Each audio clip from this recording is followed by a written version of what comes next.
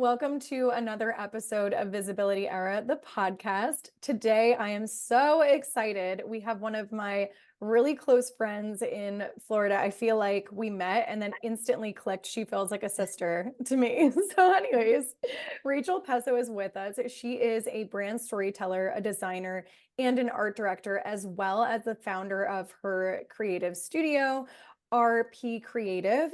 She has worked with some of the biggest names in the game. She's worked with Laverne Cox from Orange is the New Black, which is whoa, mind blowing. Lori Harder, Jen Gottlieb, and Jadah Sellner.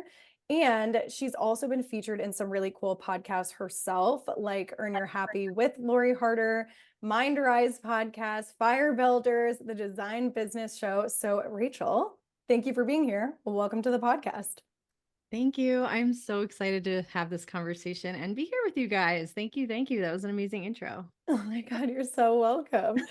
I feel like we should start with kind of like how did you get into design? And then also, Bridget and I are just on the end of our seats because we're like, how did you work with such amazing, incredible names? I mean, these are like top actresses, top self-development coaches. Like these are big, huge people. So feel free to just go into like the whole story. Thank you. Yeah. So it always seems like more glorious when you kind of introduce it in that way. But for me, obviously, it was just life happens. I never used the like it was luck thing, but there was a lot of really cool, energetic things that happened in my story that I think were awesome. So starting from the beginning, I mean, I went to art school at School of Visual Arts in New York City. And the reason why I bring that up is because it was actually a key connector to me being an entrepreneur because one of my really good friends, Giada Ford, she was an art director for Marie Forleo. And I was in the corporate space for a long time. And I was freelancing. I probably had the most jobs like any person could ever have. And like back then, it wasn't like cool to do that.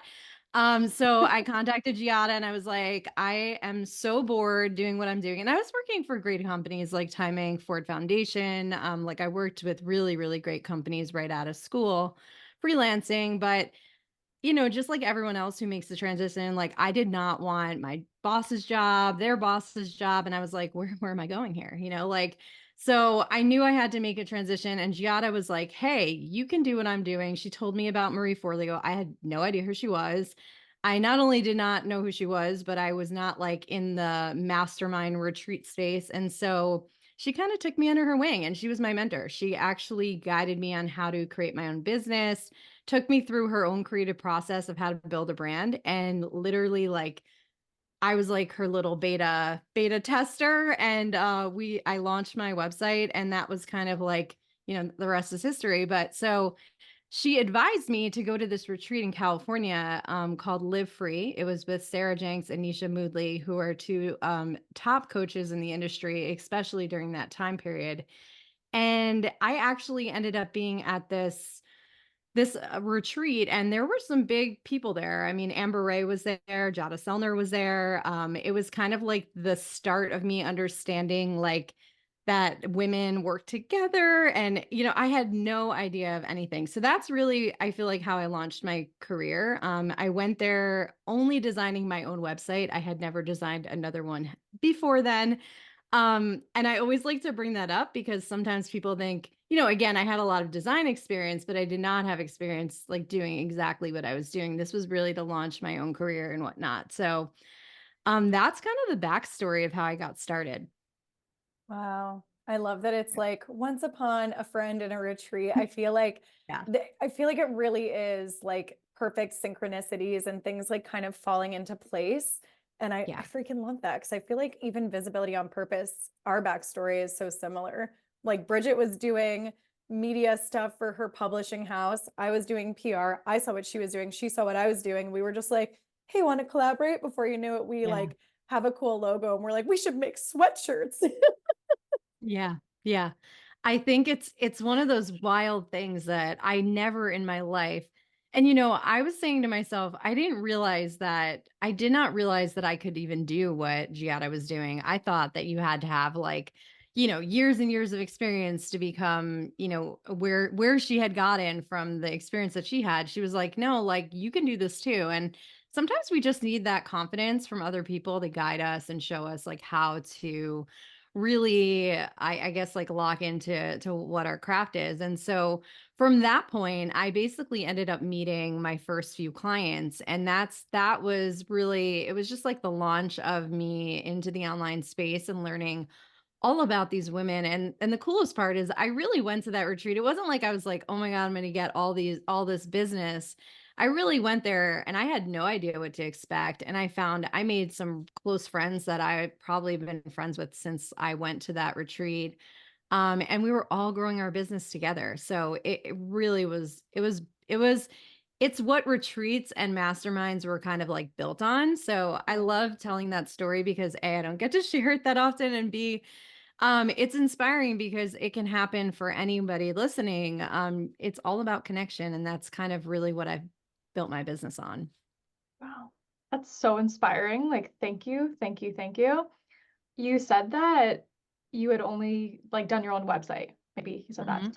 Mhm. So was there a huge learning curve for you then to like get these first couple of clients? I don't know if at that point like you knew that they were like big names in the industry, but what was that jump like from just knowing these things for yourself to be like, okay, now I'm going to design your website and be your branding person? Like, Yeah. hello. Oh yeah. Yeah, it was a shit show. I mean, like being in all honesty, from the perspective of just I think like when you're a designer and you're creative, we're constantly thrown into new things that we don't like exactly know how to do. So I had experience with that because I changed jobs so much, which I actually looking back was a really it really was, I feel like a value add from my experience perspective because I learned how to work with all different types of teams and different types of businesses. And so going into this, I already had a little bit of that, like, hey, there's no clear path here.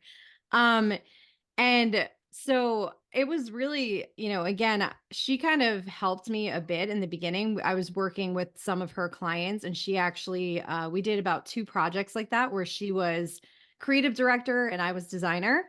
And so that was super helpful because she had already started building some of her own processes. And this was actually before she was Marie Forleo's creative director, or like she kind of flip flopped a few times. So I think that was before.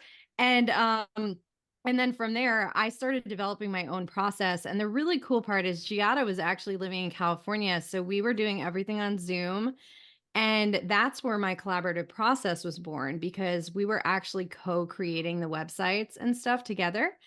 And I am so sorry. I hope you can't hear my dog. She's crying in the background. No, I can't hear her at Okay. all. But hi, Okay. The mic is Lou. working. Of course, I closed my door and she's like, I want to come in. So Giada and I were basically on Zoom like this, sharing my screen at the time using Photoshop. And we're basically, she's saying, move this way. And I had never done that process with anybody. So I was like, wow, this is epic. Like being able to collaborate with another creative in this format, it actually sped up the process tremendously, tremendously. And I started realizing like this is a really great way to work with people on projects. So I actually it's where it was born, the process. It was her and I going back and forth and co-working these clients' projects together because she really had the experience and she also had a lot of art directing experience, which I had not had. So I was learning so much from her. Like, she was basically saying, like, these are the types of things we need, and this is the level we want to get it to. And I'm like, all right, here's the design. This is what I think. And then we started co-doing it together. And it was awesome. I was so inspired. She was inspired, and the clients they loved it. So I started bringing that into my own process, and now it's the only way that I work. Yeah. So speaking of your process, now I'm just curious to know like all the meaty stuff that you do because I'm sure things have totally changed and transitioned since you had somebody that you worked with. Now you're kind of like doing your own thing or you are doing your own thing. So can you just walk us through what that process looks like? And just a quick question too, like what have you noticed that what have you maybe changed in the process that like you noticed could be done so much better this way. And so now you've integrated that into your work. Yeah, it's a great question. So when I first started, I think that at first it was hard to really lead a project that way. And that was one thing Giada had mentioned. She's like, I feel like you have to be careful with this process, because if you're opening it up to like, let's collaborate, and the client's not an expert, how are you being the expert? And Mm, so I didn't like think about it a ton, because I feel like that would have got I would have got in my head about that a lot. But basically what ended up happening is that I realized that clients really didn't know what they wanted without seeing it. So we would start with mood boards. I would have them make their own Pinterest board. We would start with things like pulling in the pieces that I knew that they liked and helping them think about it from their brand perspective. So, not just pinning things like, I love this color because it's awesome. It's like, let's think more about why we like this color for our brands. And so we would start there, and then we would really build out from there. So it would be visual identity, so colors, fonts, logos. Um, and then from there, we went into the website design. The website portion has been a constant evolution, because obviously tech changes and all sorts of things. It's in the best place it is now, because we have different programs that make it so much easier for collaboration. Back then, I had to like save out PDFs and JPEGs and all these sort of things that I think were hard for people to really view the websites we were designing. So we ran into issues there. But from a process standpoint, I think the really big differentiator is that I invite all my clients into the process and guide them in the direction that I think is best, based on how they feel or how they want their Mm. ideal clients to feel. So everything has meaning. It's not like we're just choosing things because, again, you like it, or you think this is cool. It's because it's connected to a core value. So we do that from everything from, your photo shoot, which I know is a lot of the work that you guys do as well.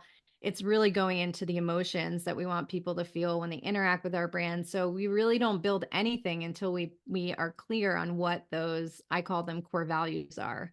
Um, and then from there, we start with each piece and build. And so I think a lot of other designers, their process is like they do the whole project at once, or they start, with one whole piece. And I feel like when you break it into these smaller bite size, you're able to actually kind of have a gauge of, is this in alignment with what the client wants? And by showing it to them, I think a lot of people are afraid to show rough drafts.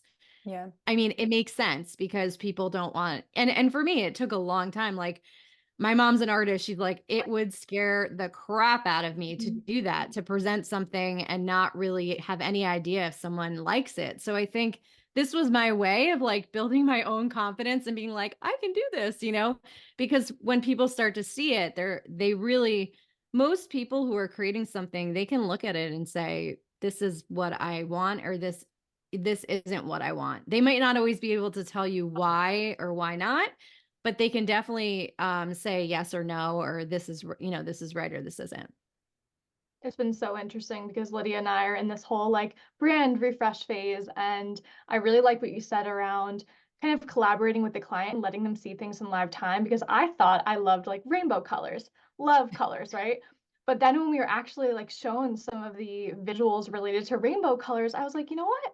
I don't think I like that. But I needed to have that experience of actually seeing what it would look like, in live time to know, okay, yes or no. So I love your like collaborative process. And I do think it would probably be, I could see why it would be challenging to be like, let me show you the rough draft of everything.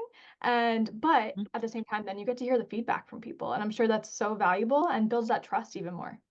Exactly. And I'm happy you brought up the feedback part, because if you are a designer and you're listening to this, or a creative who does like, designs in different stages and drafts of things, if we show somebody something in the early stages, we can actually be like, we can really understand if we're going in the right direction or if we're not. And that can save you so much time, money, and all the different pieces. So for me, I just realized I'm not going to like design an entire, a whole website and then be like, oh my God, I have to redo the whole thing.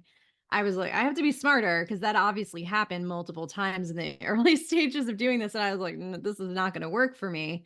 Um, and I also found I'm not one of those designers that gives you like a million options. And I think that that is another thing that a lot of designers do, is they'll show, because they think like, if I show a lot of options, then one of them has to be it. But what I've learned is that that actually can confuse people tremendously. So I normally keep it at like 3 color options, 3 typefaces, just to keep it minimal. And the homepage, I do not, I mean, unless they don't like what I show them or there's a reason to show them multiple types of homepages, I really only show one option because after talking to them and gathering all the information that I do, we design based off of that, based off of examples that they shared, functionality they like, user experience they want to create. And, it's all intentional. So there's no reason for me to show 3 different options when it comes to a homepage. Yeah, I absolutely love that. And I totally agree. I feel like when somebody's coming to a brand designer, they're coming to you because you're the expert and they really want direction and clarity. So if you confuse your client, it just makes the process, I'm sure, more of a headache for any designer. And really, at the end of the day, sometimes they're just coming to you to be like, yeah, I want to feel good about this brand, but there are lots of beautiful options. So what's the most beautiful option that makes sense for my values, like what you mentioned? I have a 100%. question. Yeah. I have a question for you around clarity, speaking of. So what is your process? I'm sure you get this like probably every few weeks, if not even sooner, but what's your process when somebody comes to you and they either don't know at all what they want and they're like, just do it, or they come to you and they think they know what they want and then they actually don't. And I'm sure at this point you use your intuition and you're like, well, what about this? Like you probably get a sense. So what would you do to start with if someone comes to you like that? Yeah, so I always actually I have them fill out a form that I've been using again for quite a few years now. I developed it with a copywriter and strategist who helped me actually streamline my process a bit more so I can gather the information that I need to be clear before I design or go into creative. And so it's a process that basically asks them a series of questions that goes kind of deep into what they're looking to create, how they want people to feel, and whatnot. So I read that in depth first before I design anything. And if I'm still unclear, it's also a great gauge for me because if they can't answer these questions, it means that they really do need more time understanding the strategy or the clarity piece that they need. And truthfully, if I am confused and you want me to I am the worst designer you ever met in your life if I don't have clarity. For real, like you do not want me to design something if I'm not clear because and again, I really base everything off of user experience and creating for your ideal audience. And so we have to be clear on the types of things that they want to interact with and see. So clarity is always number one before we create. And so if you do end up in a scenario where you've already started designing and you realize, oh, the client maybe isn't as clear on this as I thought, because that totally can happen. Sometimes we start somewhere and we end up like you had said, Bridget, that you were like, once I saw it, I didn't like it anymore. So that happens. And then we just get clarity on, well, what part don't you like? And I think Mhm. finding the questions, and this is where I say we do have to push it back onto the clients. Sometimes they want us to find all the answers for them as designers, as creators. And the truth is, they're the only ones that can decide that, just like with an outfit you're wearing, if you don't like it, you're not going to wear it. If you don't like something in your brand, you're not going to use it, you're not going to share it. So I think making sure, and that's why I'm huge on just making sure we create brands that are aligned. And that's why I truly love my process because I don't ever design anything that isn't something that my client didn't say, oh, I like this or I want it to be this way. I'm Yeah. weaving that into everything. And it's actually easier if you think about it.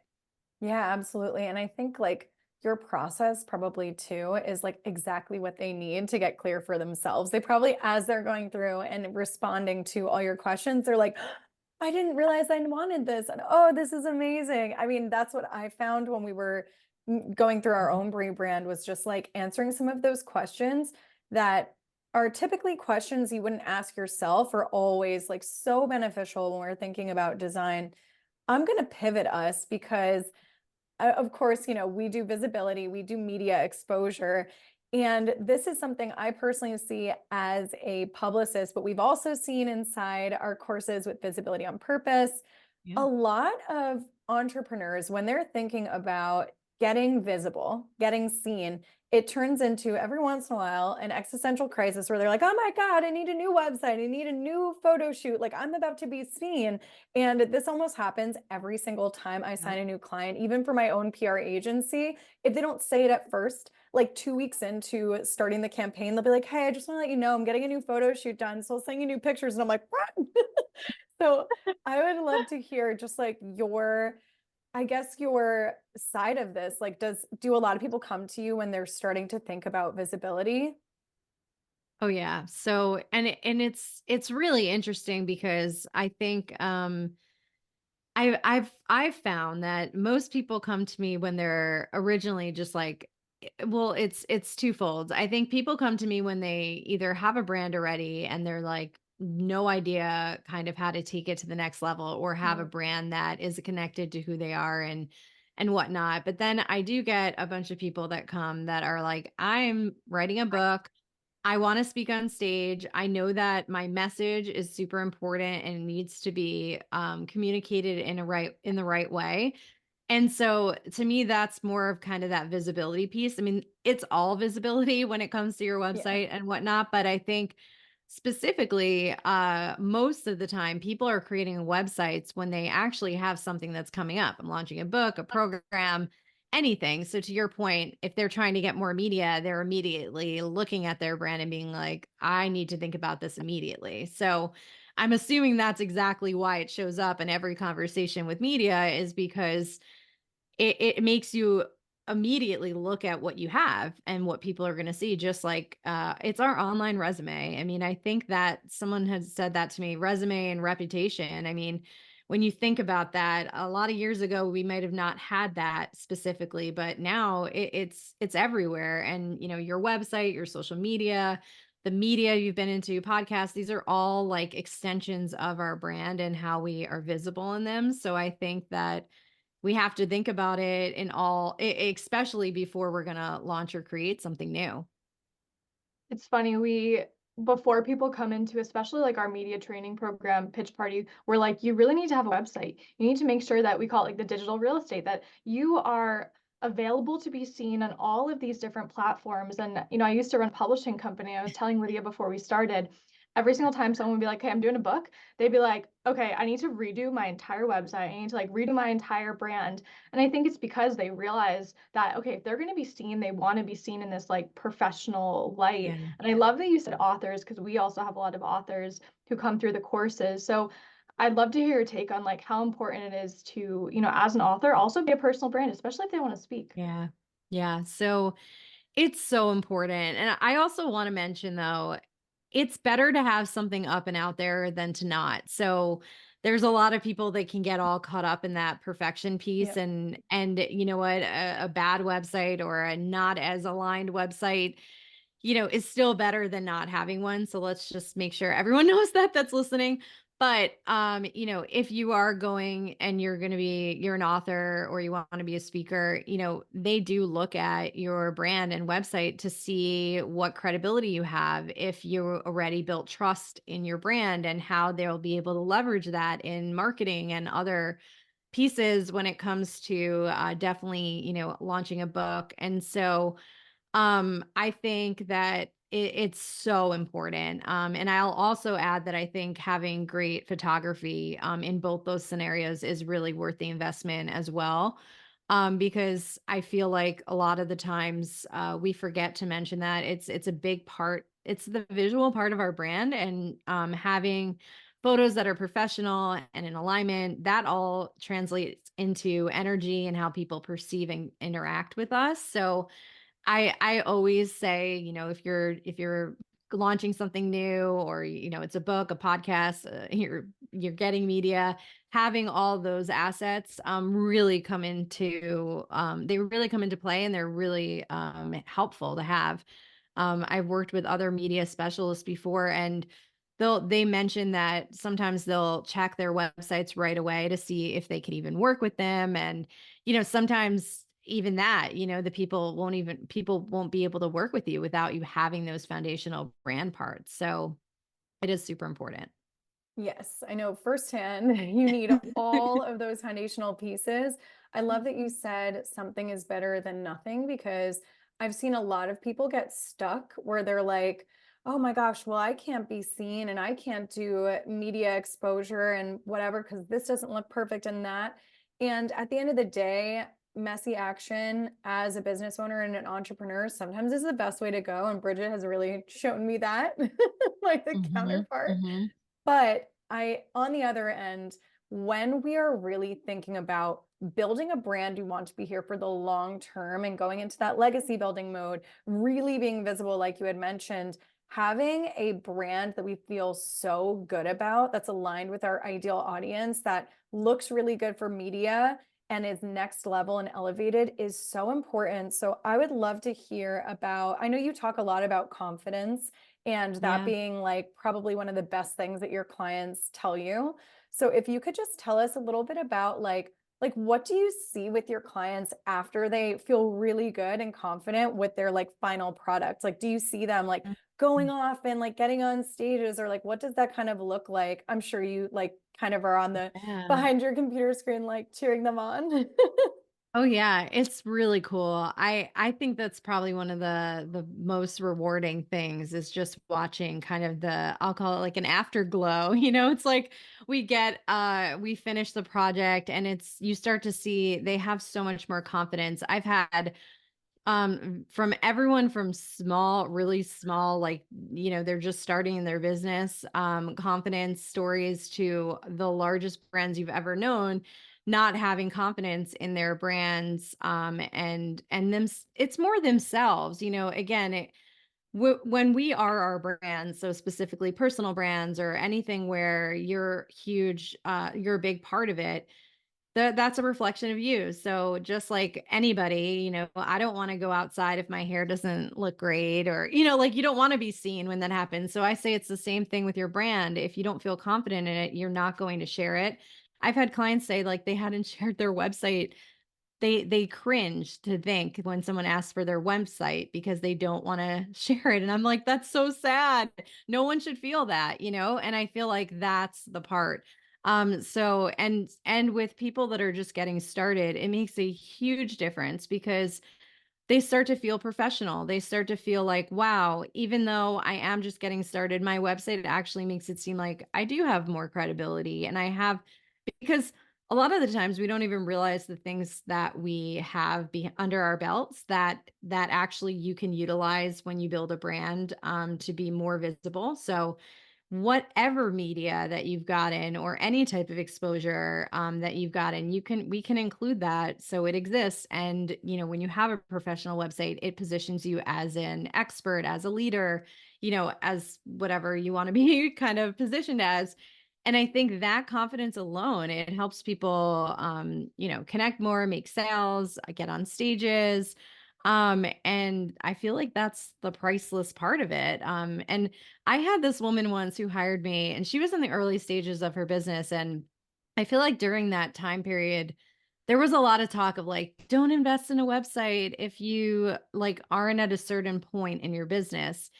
And so I was talking to her about it, and I said sometimes, like in the earlier stages of my business, I felt like guilty charging certain amount, because I was like not sure if they were ready to invest at that level.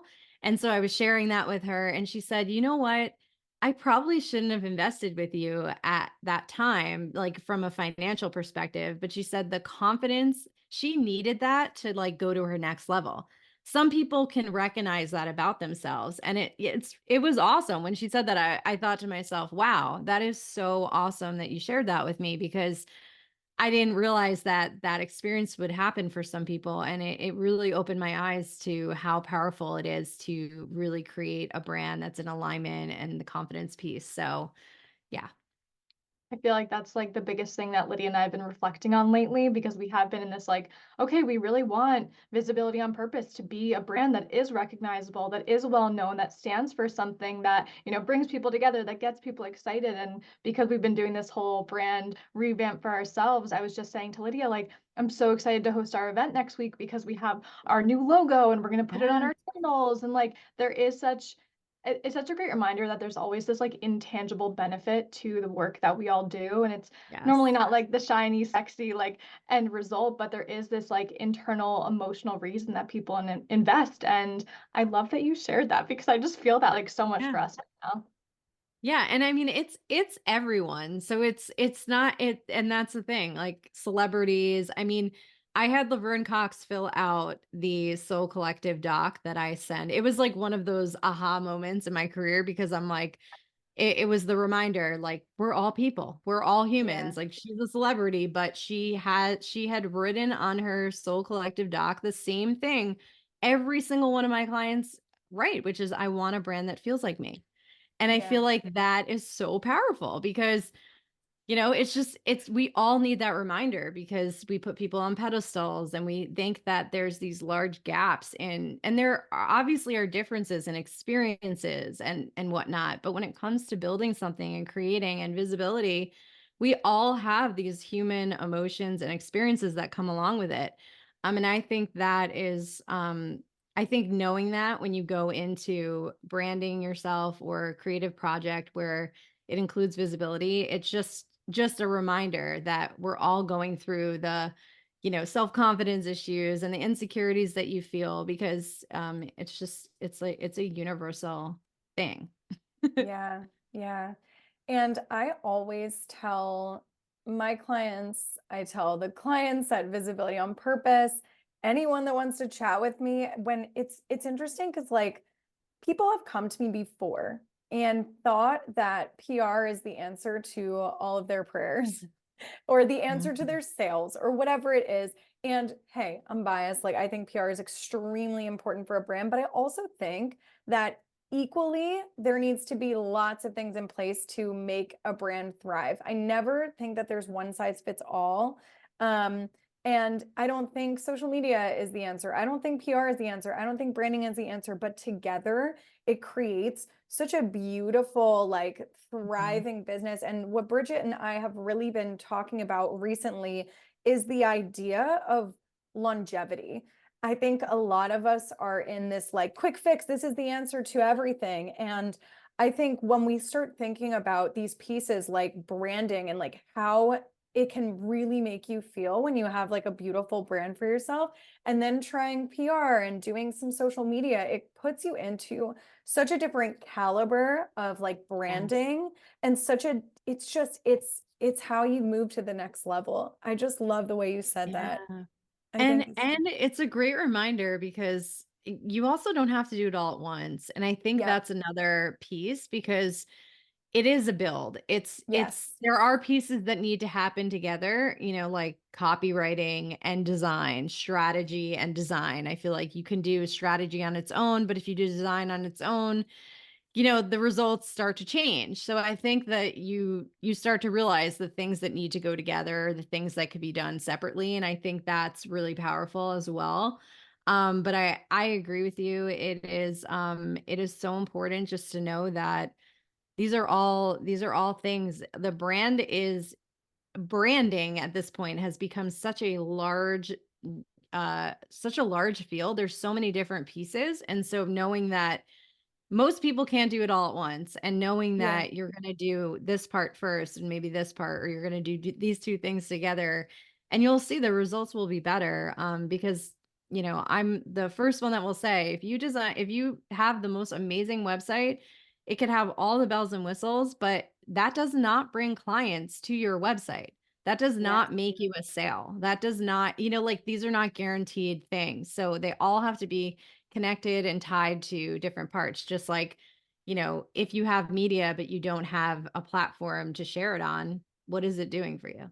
Yeah, we always joke around. We're like, media, gaining the media, earning the media is like a piece of the puzzle, but you need to talk Yep. about it. You need to put it in your marketing. You want to put it on your website. You want to put it on your Instagram. So, yeah, I hope that we're not overwhelming everybody by talking about Yeah. this, but I think it's really the opposite. It's more about thinking about it as the building blocks, Yeah. like you had mentioned, and taking it one step at a time if you're an entrepreneur or a solopreneur or a newer business owner. But over time, we do get to try these things on and we do get to use them together. And it creates such a beautiful, really elevated brand. Yeah, I love that. And it's my favorite part because then we get to co-collaborate with other experts. We get to work together and have these types of conversations and support clients together. And it just kind of is an extension of the overall collaboration theme that I just continue wanting to immerse into my life. Yes. This has Yeah. been such a cool conversation.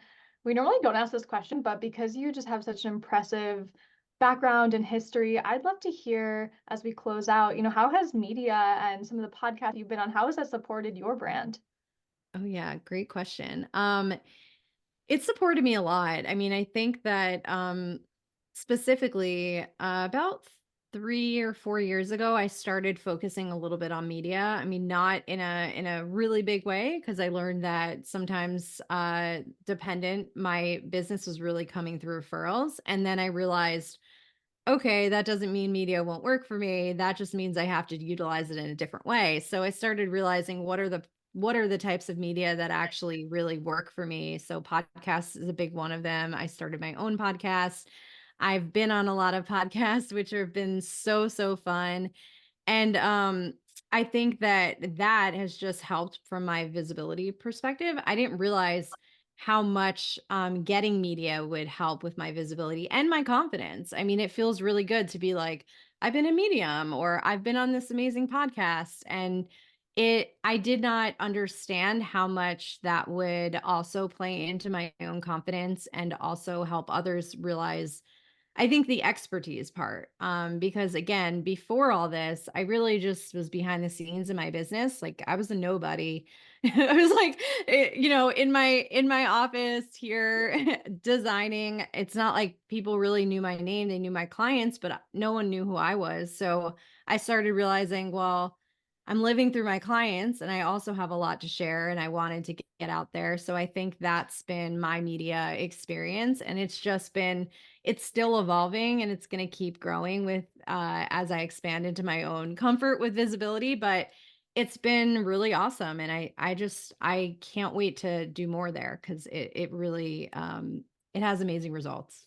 Yeah, what a powerful message that you realized you had something to share too, and to not be hiding behind your clients. I've been guilty of this. I've worked with like some of the biggest brands in the world, and I used that for a while. And Bridget and I are on a visibility journey too, right alongside our clients. We're like, okay, like we need to start getting on more podcasts and we Yeah. need to start. So, speaking of, you want to plug your podcast because I've been on it.